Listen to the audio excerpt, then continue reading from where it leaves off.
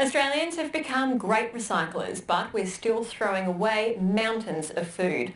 South Korea banned the dumping of food waste 20 years ago, while up to 8 million tonnes goes into Australian landfill each year. Now a Melbourne laneway precinct is leading the way, reducing food dumping by 90%. A new technology dehydrates tonnes of scraps and turns it into a high-quality fertiliser. Here's Emily Stewart.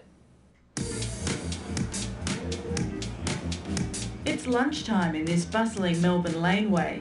Filled with trendy cafes, it produces 2.5 tonnes of food waste every week.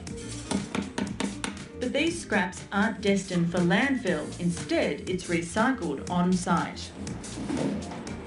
The reason we're doing this is obviously to clean our laneways up, but the bigger picture is 250,000 tonnes of organic waste every year goes into landfill. That's enough to fill the Eureka Tower to the top.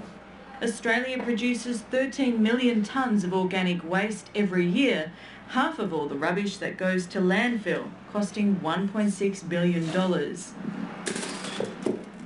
But now a revolutionary machine is turning food waste into fertiliser, and the City of Melbourne was a pioneer of the technology.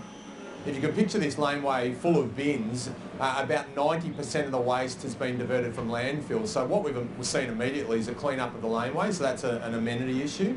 Less truck movements. One of the biggest phone calls that we get as councillors is that truck that's coming down my laneway at 5 a.m, so a lot less of that as well. We've had a 40% reduction in CO2 emissions. The program costs the City of Melbourne $300,000 annually, providing employment for 7 workers. And it's free for the 90 businesses in the area. They just walk their rubbish down to the machine a few metres away. De Grave Street is one of Melbourne's iconic cafe-filled laneways, and that's why coffee grounds make up a quarter of all food waste here. The technology was developed in South Korea, where food waste was banned from going into landfill 20 years ago. The machine works by shredding and then heating the waste, stripping out the moisture content. Here we see the soil food coming out. It's been processed from the raw food waste over about a 10-hour period. Because of the temperature we process it at and that time period, it means it's perfectly sterile, it's pathogen-free, but it retains the nutrients. The council then spreads the fertiliser on parks and gardens around Melbourne. While recycling paper, plastics and green waste is now entrenched in Australian society, food waste recycling is a new industry tackling a huge problem.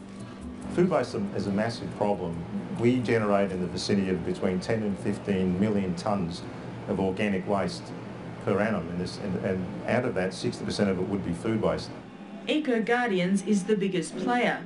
So far, it has supplied 30 machines to hospitals, prisons, markets and mine sites where lots of scraps go to landfill.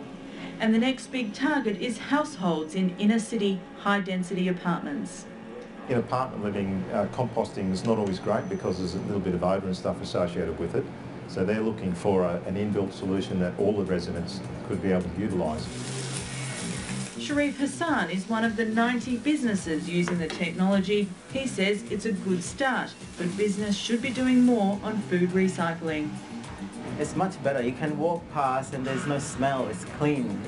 You're actually willing to go there and spend time you having your coffee. So more people coming in, more tourists coming in, and it's much cleaner.